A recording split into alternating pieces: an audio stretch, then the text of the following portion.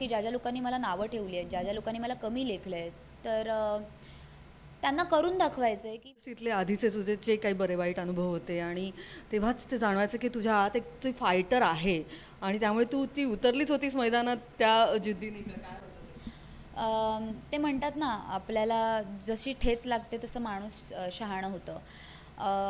तसंच आहे. जिथे-जिथे ठेच लागली तिथून तिथून उठले. ठरवलं की या अशा गोष्टीने ठेच लागते, आपल्याला त्रास होतो. तर त्या गोष्टी करायच्या नाही आहेत आणि एक मनामध्ये होतं की ज्या लोकांनी मला नावं ठेवली आहेत, ज्या लोकांनी मला कमी लेखलं आहे, तर त्यांना करून दाखवायचं आहे की मी काहीतरी मोठं करू शकते किंवा मी मोठं करण्यासाठीच जन्माला आली आहे, असं माझं होतं. पण बिग बॉसमधून बाहेर पडताना कधी कुठेतरी माझं ते मत आता बदललं आहे. मला असं वाटतं दुसरे मला कमी लेखत होते किंवा दुसऱ्यांना मी कमी वाटत होते. दुसऱ्यांना मी डिझर्विंग वाटत नव्हते.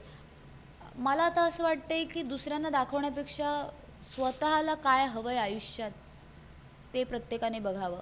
आणि ही शिकवण मला बिग बॉसच्या घरातच मिळाली की दुसऱ्यांना दाखवण्यासाठी जगण्यापेक्षा स्वतःला काय हवं आहे हे बघून जगणं खूप जास्त इम्पॉर्टंट असतं.